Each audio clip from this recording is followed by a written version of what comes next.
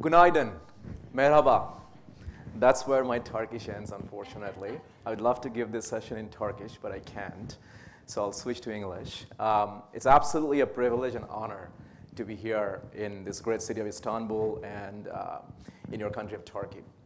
To me, it's an appropriate conversation talking to you about data. To me, this country is about influence. It's about bringing the world together.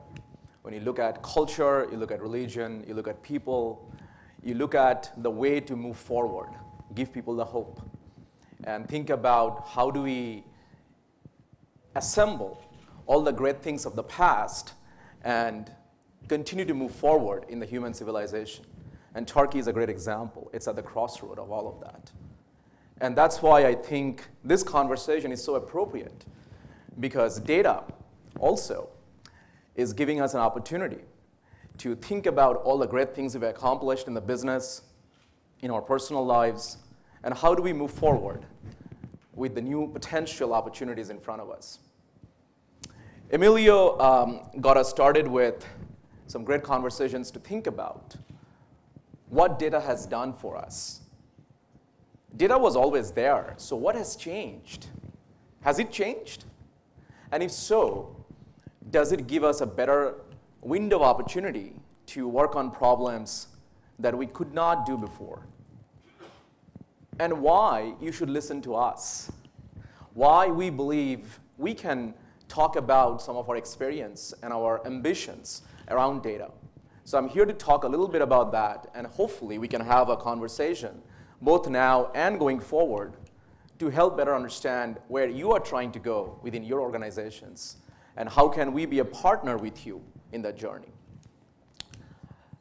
We talked about the role of data and the modern world being data-driven. Let me give you a couple of examples of what I talk about that when I talk about data is at the center. So I visited a bank in Australia back in December, and they're one of the largest banks in Australia. They're doing pretty well. One of the challenges that they were facing, that they were trying to expand more in the consumer side of the business, in their credit card business. But they could not figure out what are the right products to sell to their customers. They cannot go and try to sell the same credit card to the same customer that have seen similar type of products in the past from the same bank or other banks. What they really wanted to do is to understand the human beings behind that data. Who is it that is using credit card? Are they using it for specific type of activities, like going to a mall, going to a restaurant, going to a movie, or buying an airplane ticket? When they buy that, do they consult with somebody else? So if I know I'm using a credit card information transaction to buy certain products, are there other people directly or indirectly involved in that decision? Which means that, is there an opportunity to sell not just to that individual for that transaction, but also folks that are connected in the ecosystem of that individual? And they're talking about gathering data that is happening almost real time from social media, from the sources they have collected. And they're going through this journey to be very progressive about understanding not only what customers are using the bank for, but where they can add more value in their lives. And as a result of how we interacted with them over a course of about a year or so, the customer satisfaction has gone up tremendously. Because now they're giving products, the services that are very appropriate to what people are looking for. Let me give you a personal example. About a month ago, I was planning to buy a backpack. I love backpacks, so whenever I travel, and especially when I go for a hiking and things like that. So I'm looking for something that's appropriate for like a 1-day, 2-day kind of a tour. And I was checking out a bunch of features and functionalities and what some of my friends have bought, so on and so forth.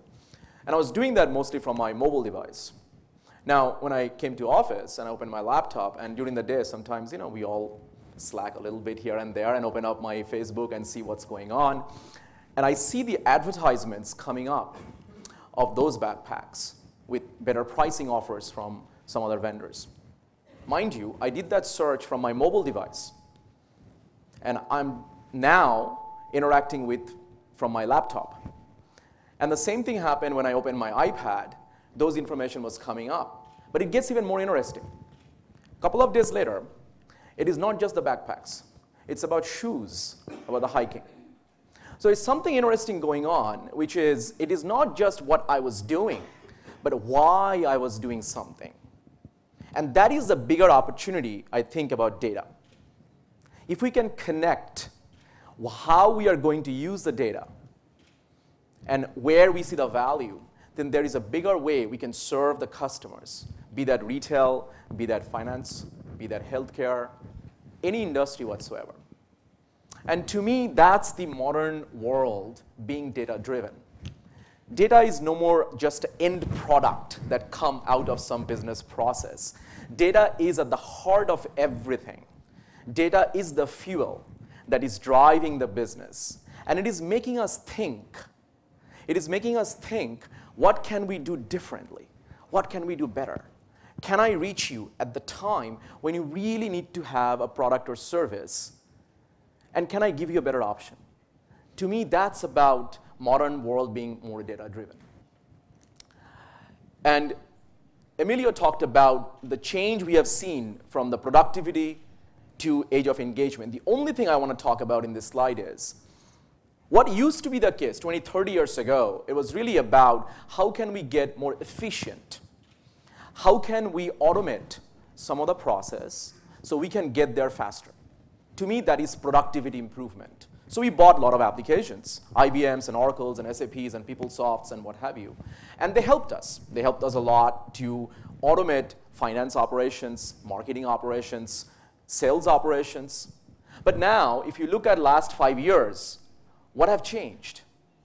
What really has changed is we have now at our disposal a lot of data coming from all kinds of sources. Sometimes they are not triggered by human beings. So let me repeat that. That's the difference, really, right? Because age of productivity, where we knew what we were doing and we asked the system to go and automate something and data came out as a result of that. But what has changed now, one of the examples I think about is the Google car. So I live in San Francisco, and sometimes, I am walking down the street and I see this kind of a thing that has no driver in it, so you think 5 times what the car is going to do, But what is happening there, the data is being created by itself, and it is making decisions by itself, where data is not just the end product, like the productivity age, but data is the driver. Data is the business. Data is the process. And that is the role of data that we want to talk to you about today, which has changed. That's why we want to talk to you about what needs to happen to capitalize on this interesting evolution of data. Emilio gave you an overview of the business drivers, what is happening around us, workforce changing, people are always on. Customer expectations are changing. Give me something in my way, not that what applies to somebody else. Give me at the time when I want it, when I need it. And give me a security so I can trust the data. So if I flip that a little bit and then talk about from an IT perspective, from an information organization perspective, how can we support that vision? What needs to happen? Is it the same story where we have supported applications and made some connections, brought the data in one location, data warehouse, and made that available to the business users? Or is it going to be a little bit different? I would submit to you that it is going to be a little bit different. So let's go through a little bit about what are the driving forces on the IT side that are going to look somewhat different or more influential when it comes to taking advantage of this age of engagement. Let's talk about type of data. So at the beginning, we were dealing with databases, structured sources of data. We knew rows and columns, and we grabbed it, and we added a bunch of these databases, and we made some decisions out of that. Then we figured, well, not everybody keep data in that way, because we also communicate through emails, through PDF files, and somebody calls in, make a customer complaint. That is also data. but that is not captured in a database. That's a flat file somewhere, right? How do I bring that data into the overall discussion? Really what we are talking about, the part of the unstructured data, is about emotion, right? Structured data is about giving you some bits and bytes. It is telling you some sales performance or a marketing campaign you have run or other kinds of finance results that you got. But unstructured data gives us some kind of an understanding what is going on behind the scene when somebody was making that phone call or somebody was complaining about it, because the words are important. We understand the sentiment. We understand the emotion behind it. And that's the better value of data, to connect the pieces together and think about what can we do more. And pretty soon, that evolution continued to include big data. Now, what is big data? There are a lot of ways to talk about big data, and I know there are a lot of experts out there who would give you different perspectives about it. But let me try to simplify in a way, because I find it hard sometimes for me to understand, despite of the time I've spent in technology, to think about what is big data really doing, and is it helpful in all the cases. For me, big data is really about separating noise from signal, right? We have tons of information out there. What is relevant to me? How do I get there faster? While the lots of stuff I may not need at this point is really about getting value out of big data. And now we are talking about even machine data.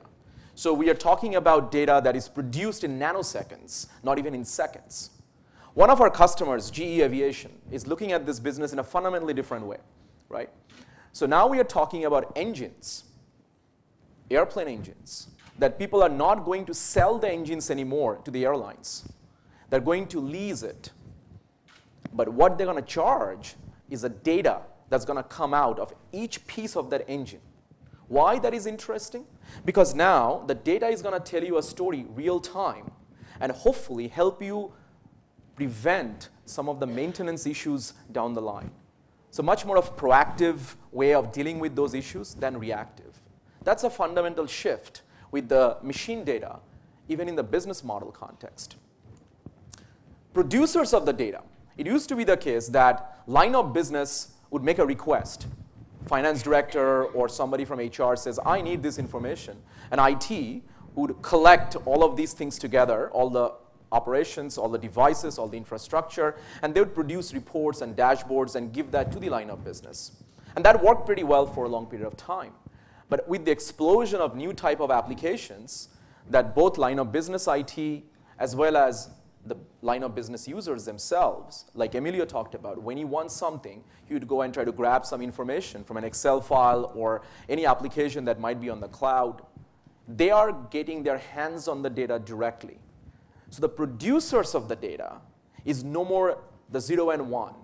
It is no more just IT does it. IT does it, line of business IT does it, line of business users also do it. Data infrastructure, the foundation that we need to support this vision, I would argue, also has evolved. It used to be, at the beginning, what we call extraction, transformation, loading. Essentially, can we find the data? Can we grab it? Can we bring it together? Can we aggregate it? Right? That was a journey. And that went pretty well for some time. Then we said, well, that is great, but we know some of the data is actually not really telling me the truth. I don't trust it. I don't know if this data is 5 years old or 5 weeks old. Is it redundant? So data quality and master data management as technologies came up to help us use the data in a much more effective way. And then pretty soon our ambition even grew further. We looked at how data connects with people and process, especially in the context of data governance. And security obviously played a big role because our world has just changed with all these sources and producers of the data. So there is an evolution on the data infrastructure and it's continuing.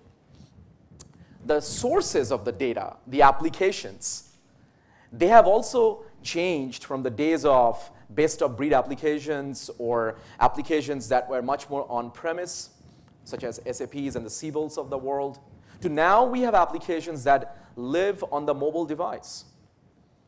They are producing some information, we are consuming, and they are aggregating all in the mobile device. So the consumerized applications, that's a new trend as the source of the data evolved from the days of simple on-premise applications. Now, they need to be stored somewhere. A lot of people are producing data, a lot of applications are producing data. We're going to use it in different ways. Where are you going to keep it? Well, we started with database, right? A big file where we'll have rows and columns and put data there. Whenever we need it, we'll go and process that information. The volume grew of database, so we said, it's not enough for us. We got to have a data warehouse so that we can keep large volume of the data and process in an effective way. Technologies evolved as a result of that. But then, that was not enough when it came to supporting a lot of these producers in almost real time. Because there is a time gap before you ask a question that goes to a data warehouse and pulls the data out. Because large volume of data, the query performance was not good enough. So technology has evolved from then to look at in-memory applications and appliances that can store data in a very effective way. My point here is very simple. Behind all of these cool technologies and everything else, what are we dealing with is performance. We cannot compromise on performance. And in order to support a large set of data producers and consumers using any kind of device, we must give them what they want at the time when they want it. And as a result of that, technology evolved, not just because it was a cool thing to do. And last but not least, as I talked about, it could be any fashion, within a week, within a day, within an hour, maybe in real time. If you look at retail market, for example, I'll make that example in this scenario. If you look at retail industry, these days, we are not just walking into the store to buy a product only, right? Sometimes we buy it online, sometimes we give our opinions, sometimes we seek opinions from other people. So the interesting difference from a retail industry perspective is that the touch point a customer has with that business now has grown many-fold. Not only when they're in the buying journey, but after they bought something. After they had a chance to review the product and then either praise the product or complain about it. Right? I use a TripAdvisor a lot. I don't know how many of you guys look at TripAdvisor to look for your hotel reservations or restaurants and what have you. And one of the things I look at in TripAdvisor is to find out, what is the story going on for a specific hotel. So I have to look at a lot of reviews, and I have to find out, generally, directionally, are reviews mostly positive, or there are some red flags, whether there was an issue with the internet or some other meal problem, so on and so forth. I'm trying to decipher that by myself, looking at lots of information in real time. So it is a real time. And my touch point with that hotel is not only when I'm staying, but when I'm coming out, giving my opinion, and also reviewing that with other people. So this is the vision of the enterprise of the future from an IT landscape. It is a different world. It is not the same world. To support what Emilio laid out, the age of engagement and the opportunity in front of us. So what should we observe? What should we expect as an outcome in this new world? I would say there are probably 4 things that stand out the most. Right? My data, my way. Don't give me something that I cannot use right now, or that might be great for the finance director, but I sit on HR and I'm trying to recruit the best person possible, so give me my information in my way, right? And do so with security that I can trust the data. Let me talk a little bit about security. Security used to be much more knowing where to go when something is broken.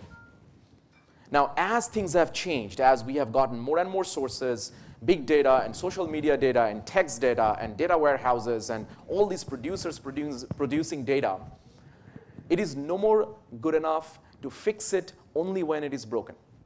You have to get ahead of that. Because otherwise, the cost is way too much. You have to have a way to understand what could break. And if so, what kind of guards we can put in place, both from a data point of view, from a process point of view, and the access perspective from a human being point of view. And that is the security landscape that has changed and is changing more and more. What we are talking about ultimately, that we have to support the duality of people that are producing data and consuming data. It's not just one role.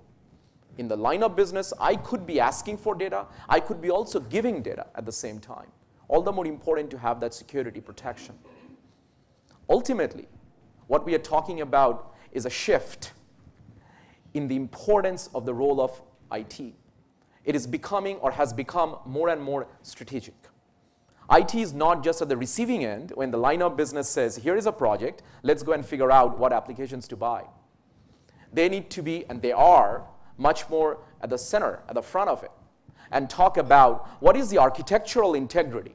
If we do a project, if we bring all the applications together, how do we make sure the architecture is not just good enough for now, but 10 years from now, when a lot of the technologies are going to change, right?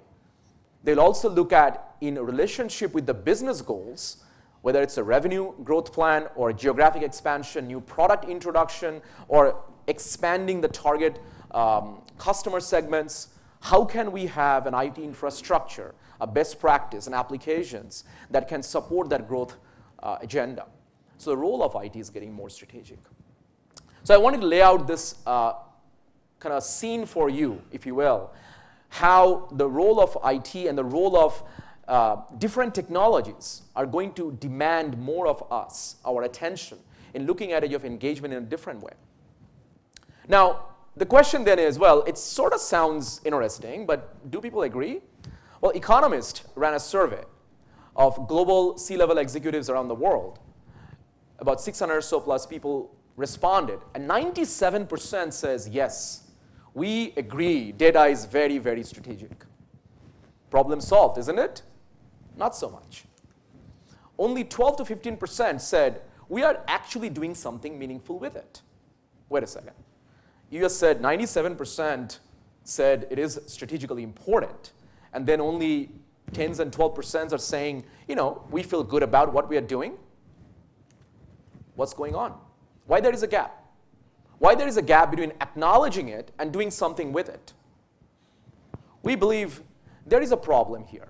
And the problem is people are trying to solve today's data problem with yesterday's solution. Okay? They're still looking at the world in a more application-oriented view, which means let me figure out all the applications I want to put in place, and let me connect all these applications, bring the data in one location, and tomorrow, when I have to come and add another application, another data source, I'll just add them, one after another. Not a problem. Well, the problem is, if it is in the numbers of 10s and 20s, probably okay. If the data sources are in hundreds, how about in thousands? How about in millions? And how about devices that will connect to that data? Your mobile phones, your Internet of Things devices, so on and so forth. Could you do this? Could you keep on adding more and more connectivity? Could you keep on adding more and more skilled resources into the problem and think it is going to be fixed? Not so probably, right? So the old world view is not going to help as the lines are getting more and more complex in connecting social media data, cloud data, on-premise systems, so on and so forth. So it does require a different mindset. What is that mindset change? The change that we need is a data-first approach. Let me say that one more time. Instead of the application-centric view, we must have a data-centric view. So the architecture has to start with data first, not application first. The connectivity, the infrastructure we got to put in place has to focus on data first, not application or other systems first. And we think about the connectivities, the sources, the producers are not going to be in tens or hundreds of thousands. It's going to be limitless. If you fast forward 3-5 years from now, or rather, let me do this, go back 3 or 4 years ago, could you imagine that we would actually go in social media sites and look at reviews to find out what product I want to buy? Or I don't know if you use here eBay or some other companies to look at products that you might be purchasing from someone you don't know. Maybe 5-7 years ago, if somebody told me, I probably wouldn't believe that, right? So think about where we are going in the future. 3-5 years from now, there will be a lot more interaction, a lot more real-time exchanges of products and information. And that has to first think about data. Limitless, right? So data is now the process. And that is the fundamental shift that drives the behavior of age of engagement. Data is starting the journey. And by the way, it doesn't sleep, right? It is just changing from one stage to the next. If that is the view, then, and I just said, we cannot keep on doing the same thing, application-centric view of the world, problem solving, then what we should do? Well, before we can talk about what should we do, let's talk about what are the principles, what are the fundamental characteristics that we need to be reminded of before we go and implement something. Because if we know that those are the right things to focus on, then we can figure out the technology. That's not the biggest problem, right? But the principles. I would argue with you that probably there are three main things that stand out the most when we think about how we connect all of these key aspects of age of engagement and think about our fundamentals that drive this behavior. Number one, as I talked about before, data does not sleep anymore. It does not have an expiration time. It just does not start because a process gets initiated and finishes because somebody stopped looking at the laptop. Data is now available all the time, continuously available to us, or it should be. We need to be able to harness it. We need to be able to process it. We need to be able to connect at the time when I need it. But the data's journey will keep on going. So it better be clean, safe, and connected so I can trust the data. But let me go one step further. It has to be relevant. Because if it is not relevant to me in the context where I'm working, doesn't matter how great the data is, the question is, so what? You know, if you were giving me something that I can only use a month ago, and right now I need something to run a promotion or what have you for a specific customer, I will miss that opportunity if I did not get that data right now, not a week from now or a month from now. So clean, safe, and connected, something that is relevant, available all the time, is one of the foundational pillars that need to happen here. Number two, it needs to be available to me in the way I process and consume everything else. Think about your Android phone or your iPhone. How many of you looked at the manual when you bought the phones? Right? We don't. And if somebody says you have to, then you're like, let me look at something else, right? So there has to be a way where we don't have to go and teach people how to manage the data. Technology has to be super, super intuitive. Let me go also one step further. In the future, where we believe things are going, it is not enough that we will find the data when we want it. Data will find us. Data will discover what I'm trying to do and what my next step is. So it will make itself available to me in a way that is going to be useful. And we believe that is also a key element of this change that we are going through that needs to happen. Last but not certainly the least, do all of that without taking on more and more complexity in technology. So what I mean by that is, how can we ensure that tomorrow when a new big data technology will come, you know, we talked about Hadoop and other kinds of things, and now there are talks about Spark, maybe some other special name, 3-letter acronyms, other things would come up. That happens all the time in technology. How do we ensure that what we do today, we don't have to go back to the drawing board, throw everything away just because a new technology came up? Connectivity is important, that we remain relevant in everything what we do today. These three things are foundational pillars we believe that need to happen before we can talk about how to get the value from age of engagement, right? The way we have talked about this, capturing it, where Informatica has spent a little over 2 decades in developing a lot of the data management technology and practice, but more importantly, Informatica spent the time in thinking about what is it that people are trying to do with data and where it is going in the future, right? And as a result, we have introduced what we call intelligent data platform. I'll talk to you a little bit about each one of those. So if you go back to the previous slide, we talked about reducing technology complexity. How do we not add more and more things so that new stuff come tomorrow, you don't have to go back and redraw everything. That's vibe. In the way I best understand that, and I can tell you, vibe really separates two things. What to do from how to do it. Okay? What to do from how to do it.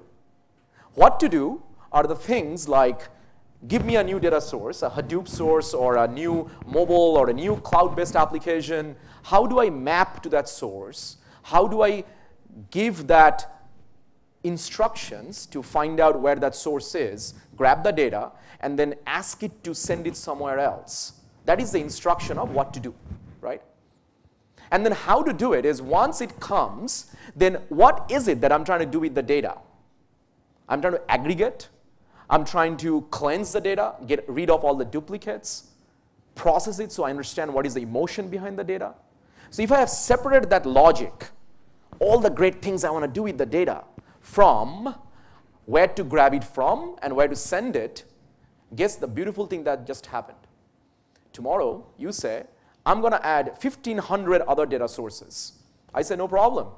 Because we have separated the beautiful logic, what to do with the data, I'll just go and add a little bit of code so that we can only ask it to go and grab the new sources of data, but do everything exactly same as we are doing before, or maybe add 1 or 2 business rules. That is the investment protection that we introduce like nobody else in the business. Because we know one thing for sure, it is going to change. Technology is going to change. But your architecture, your data, your information doesn't need to. The second layer was what we talked about, clean, safe, and connected data available all the time.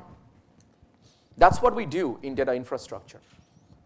What we do is we find the data, we grab it, we bring it in one location, we aggregate, we transform, then we cleanse it, we make it useful.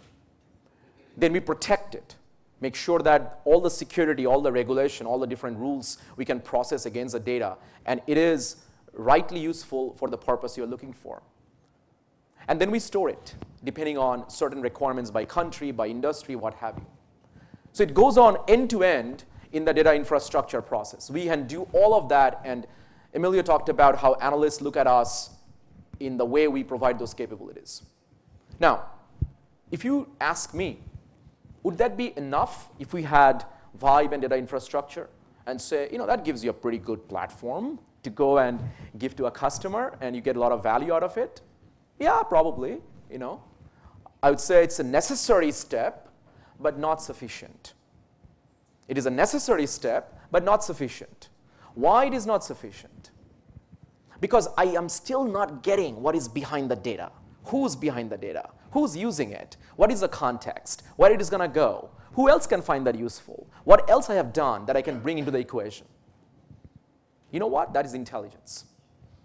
What is intelligence to me is not just what is data, but what is the context of the data. What is data is more content. The context is what the data is telling me. Who is about? What is the trend? What are other things around it, right? And when we combine the content with the context, then I have much more knowledge about the data and the usage that I can get out of it.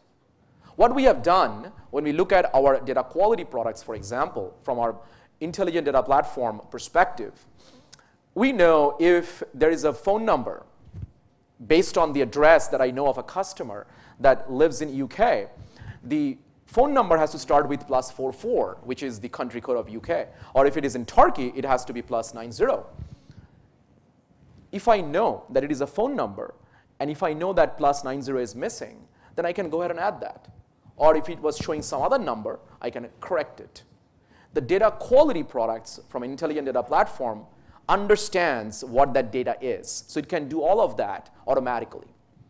Where it is going forward, even more, when we prepare the data, right, it understands, we have introduced a product called Rev, where it understands a business user who might be grabbing text files and Excel files and what have you. It understands that this individual is going to run a marketing campaign. So if he or she is trying to get all this data in one place, let me give it to him or her in a way that he or she can find it useful. That is intelligence. Now, where it is going in the future, even more exciting. If you think about, I don't know, in Turkey, if you use Amazon or some other online shopping channels, where what I find interesting is it talks about all the time what others have found useful, like me. That always scares me. Why others? I mean, why I'm interested in others? I'm interested in what I want to do. But it kind of gives me some indication, right? Tries to help me in a way. But how nice it would be if you are looking at a certain set of financial reports, right? Whether it's a risk analysis of your customers or credit scores in the finance industry, or in the retail applications, how people have bought products from a specific store. How nice it would be if you'd know what are the trends in the market? What are some of the other people are doing, the benchmark and the best practices? What kind of goal you should shoot for? If that information is provided to you, guided in a way, based on the fact I know what you're doing, that would be kind of useful, isn't it? So that's where our data intelligence efforts are going in the future, to help you with how can you make data much more useful, knowing what you are doing right now. And we talked about all of these things. This slide kind of explains the different levels of functionalities that I have just talked about.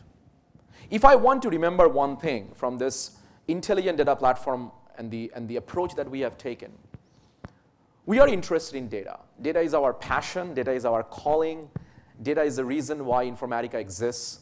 And we have spent a lot of time developing technologies around what we can do with the data. But we have not stopped there. We looked at what is behind the data. Who's behind the data? How it can be used in a better way. What is the context? What is the application? And most importantly, can I give you some suggestions, some recommendations in terms of how to make that data more useful in your daily lives, in the specific business process that you are using it for? While that's a great discussion, let me switch gear a little bit and talk about what we are seeing with our customers, right? And Emilio introduced the concepts of these initiatives. The point here is simple. When we speak with 5,500 plus customers we have and the partners we have and people that are interested in our products, they have lots of initiatives going on in their organizations. And while this is not a 100% complete list, we see 7 or 8 out of 10 times people say, I have either one or some of these projects going on. I need to make better decisions faster, which is analytics. I need to know our customers better, who's doing it, why that person is interested in our products, so on and so forth. Total customer relationship. How can we consolidate all these things in a most cost-effective way? Application consolidation. How many of you here have used or either using some kind of cloud technology, whether it's an application, whether it's a source? Okay. Last question. How many of you have used a text file or a PDF file or any file that did not originate from your organization, came from somewhere else? So I see almost double the number, maybe 3 times even, on the second question. Guess what? All of you are using cloud. Knowingly or unknowingly. A lot of these files are actually hosted by somebody else in a cloud-based environment. So what is interesting about cloud discussion is, it's not that we have to know, we have to go somewhere else and store the data and then manually grab it, but it's happening a lot of the times, even without our knowledge. World is moving in that direction where the business agility is requiring us to store data in any format. We have to be able to process it and make sense out of it. And the last but not least, we talk about data governance in the context of regulations and compliance requirements. So let me go through that very quickly on each one of the 5 and talk about how some of our customers are finding them useful. So analytics is interesting. I spend a lot of time in the field of analytics and BI, and every time I think about that, to me, the journey that analytics has gone through was, it used to be, what can you tell me in a picture-perfect scenario, everything that has happened before? Well, that was a great story, but does it help me right now? Does it help me to make the best decision going forward tomorrow? Sometimes maybe not. So if we don't have data that is giving me a trusted, a clean view that is relevant for me right now, then it doesn't matter how nice the dashboard might look, it is still not going to be that much more useful. So bad data, data that is not relevant, that is not timely, that is not trusted, is not going to give me great analytics. Data has to be always available in a clean, safe, and connected way. And the way I talked about, I can find the data very easily, or it can find me even. And that's a journey of analytics when we think about from our perspective. We say it starts with bringing data together, or we call ingestion of the data, right? And then we have to cleanse it. Now think about for a second. Is it the same rule that applies everywhere? If you're in the aviation business, where life matters, as a matter of fact, whether it's a millimeter away where the simple screw has to go, is your quality rule the same as in the retail campaign where you are trying to reach 5,000 customers differently every week? You get my point. It is not the same. So the quality rules are also contextual, based on our industry, based on our usage. Then we have to profile the data. We have to protect it, make sure it is trusted and safe, so that we can then understand what is the storyline behind that data. The story that is going to tell us why something is going to be more useful than other. Again, separating the noise from the signal. That's how we look at analytics, not just a project where we can connect to a data source, bring the data in, and you can do some nice charts and graphs and do some slicing and dicing and look at the report and be happy about it. While that is great, but it is limited application-wise. Western Union, many of you heard the name, I'm sure. They do business in sending money from anywhere to anywhere, right? And they were facing a challenge of expanding their customer base, because a lot of their customers are saying, I don't just go to a laptop and do that or walk to your store. I want to do that from a mobile device, from any application that I want, because if you don't do it, guess what? I'm walking away. There are lots of technology vendors out there that give me even cost-effective solution right now. So Western Union had to support that, had to increase their customer satisfaction, and do so in a way that is mind-numbingly huge in terms of data that they have to process. So that's where we started having discussions with them, and we said where we can help you with an intelligent data platform is that we can process the volume of data that they were dealing with, 29 transactions per second. Is that a lot of data? You better believe it. You know why? Because the data could come from any source, mobile, web, from any country, going to any country, satisfy all of the regulations of the originating country and the destination country, and also look at money laundering and other regulations that we have to support. Do that in real time. So the customer doesn't walk away if the screen is waiting for him or her for more than 3 seconds. We lose our attention, right? We think something is broken, somebody's stealing my information. I better not trust this thing. Do that in a way that they can trust. And they can do that in the way they want to do, the customers want to do. Tons of data. Is that a big data problem? Absolutely. Is that an analytics problem? Absolutely. Is that a customer satisfaction problem or opportunity to improve customer satisfaction? Absolutely. Is that a cloud problem? Absolutely. Is that also a governance problem? Absolutely. So only Informatica has the capability, has the technology to think about doing this in that volume for every single customer, everywhere, continuously, every single second. And that's how we have worked with them to improve their loyalty, or I would say the end customers of Western Union, their loyalty with their organization.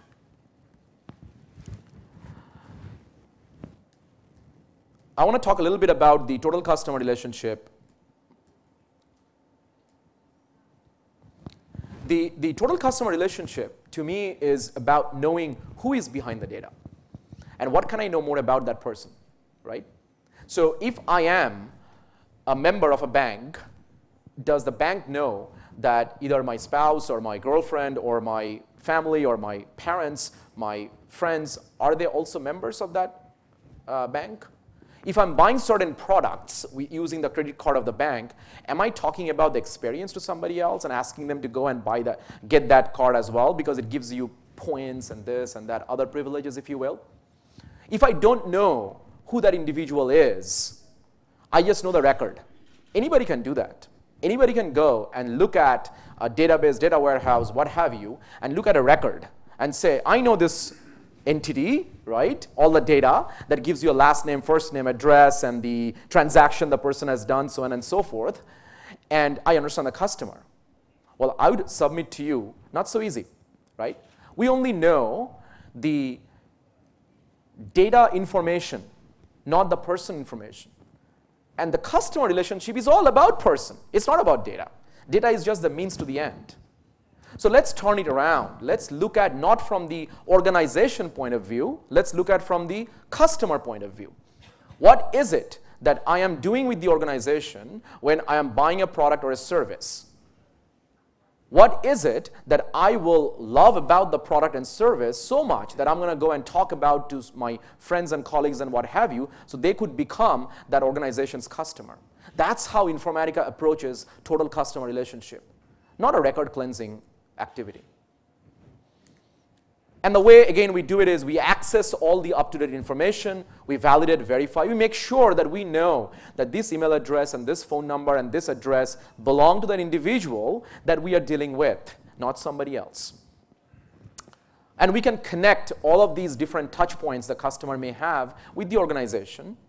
And most importantly, who else that might be related to the customer could be also a member of the organization. If he or she already is, let's bring them together, get that single view of the customer. Again, customer perspective, looking at from the customer lens, looking at from their life's lens, their involvement with the organization. To us, that is total customer relationship. And that's how we approach from an intelligent data platform to think about how can we get their experience to the next level, right? Not just sell them products and services, because you can always sell them products and services. That's not the problem. But really exceed their expectation. Really make sure that they understand that you understand the customers. And that's the problem with Merrill Lynch. Merrill Lynch was dealing with a situation where most of their financial advisors who deal with wealth management, they were spending 30% plus time just to gather data before they could walk into a meeting. What are they going to talk about if they don't know who they're dealing with, right? And the challenge was because data was everywhere, it was not trusted, it was not clean, so on and so forth. And that's where we came in and we said, we can help you. We can take away that pain because your job is to know about customers and give them something that would be helpful based on their life stage, based on their expectations. But let us talk about how can we give you the data to support that vision. So that was a real customer relationship from a Merrill Lynch point of view. Application consolidation is very, very simple in a way to think about the goals. It is about decreasing cost while making sure that we don't lose the competitive differentiation. So the way, from an Informatica point of view, we look at is we need to implement new applications. So when a company buys another company, when departments come together, we have to make sure we can manage this portfolio of all these applications and devices and databases, so on and so forth. And we do so by making sure while we can get rid of something that is no more useful, making sure the ones that are useful, there is a harmony, there is a balance, and it's a journey. It's not going to happen in a day or a month, or sometimes not even within a year. But let's go through that migration process in a very strategic way. Washington State in the United States, they were dealing with a situation where they got a lot of fund coming from the state government to actually promote more and more useful services around their educational programs from grade 1 until high school. And one of the challenges they were facing, that the data was coming from all sources. Federal data, state data, some other bank data, so on and so forth, about the census of the state, childbirth, all of those information. They did not know what is useful, what is going to give them the value, and what is basically something that they can live without. And they were spending a lot of time just dealing with that problem. Consolidation, what is important? Separating noise from signal. Is that a big data problem? Is that a cloud problem? Is that also some kind of a governance problem? Guess what? Yes, yes, yes, and yes. And what we have done, we came in and we talked about how we can help them from an intelligent data platform perspective by really connecting with all these sources, some Siebel, some Oracle, some flat files, unstructured data, so on and so forth. And we manage that from a central platform perspective that is going to be clean, trusted, and safe. So you don't have to deal with any more things that are questionable. And the effort has gone down from 4 months to some hours. That's the productivity improvement they were looking at. And the result was very simple. They could produce policy reports, research papers, so on and so forth, which was required by the state to continue to earn the grant money. Otherwise, they're going to lose it. If they could not do this thing, they could not get out of the business of managing all these applications, they would not be able to write those reports and the grants would be taken away. That is the real problem they were facing. I'll talk very quickly about cloud. We talked about cloud as the way to provide agility of the business. I want to only talk about one point with you guys today about cloud. It does not exist in isolation. Cloud with on-premise together in harmony. In many cases, people are doing maybe 100% of the cloud, in some cases maybe 10% of the cloud. What they're trying to see is an experiment, right? Can it give me trusted, clean data while other things are on my system, but other stuff, social media information, cloud applications, can we bring that together and have that information exchange and get the view in a cost-effective way, in a secured way, something I can make use of it. That is a cloud story. Travelcore is a company that deals with all of the travel requirements for individuals, right? And they were dealing with a problem because most of the people would go to them and they need some answer right now, right away. So they were dealing with a problem where 500 plus of their providers, the agents, needed to have their own views of the world in an online fashion. And what we did was we provided that single view by the individual. Keep in mind our age of engagement story, right? My data, my way. Anytime I want, clean, safe, and connected. That is the message. And that is what we have helped Travelcore with. 500 plus users, any point in time, from any device, in their own way, so they can help their customers better. Last, data governance. You know, a lot of the rules are much more industries-focused or region-focused, be that Basel III here or other things that we deal with from a healthcare point of view in Europe as well as in the US. And when we go through that, every industry, every organization has some requirement, internal or external. And most of the times, it is not an option, whether it is about a specific industry or across all the industries. We got to do it. We got to do it anyway to either get the grants, to comply, to provide the guidance, to provide some of the reports to the governing bodies, so on and so forth. So we need to have something in place that is much more strategic, that connects people, process, and data all together.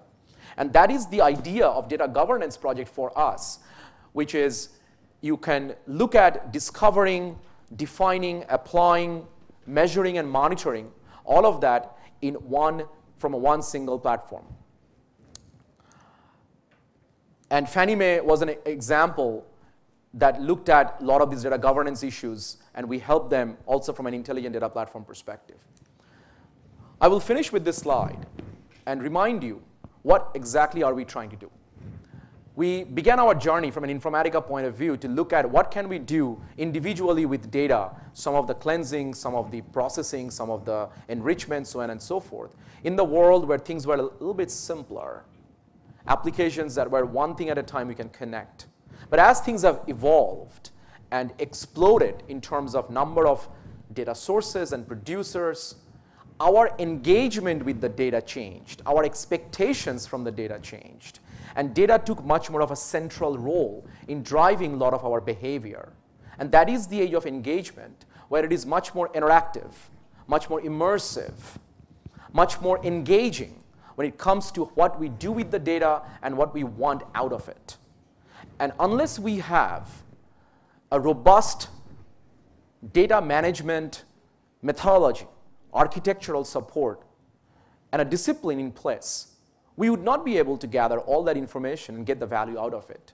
Intelligent data platform, we believe, is a way for us to have that discussion with you and see how we can help you maybe in some of the projects you are looking at, where we can help you achieve what you are seeing now, but also down in the future. I wanted to thank you again for giving me this opportunity to speak with you this morning. Again, it's great to be here, and I would love to participate with you more in your journey within the organization as you're trying to get more value out of your data. Thank you so much.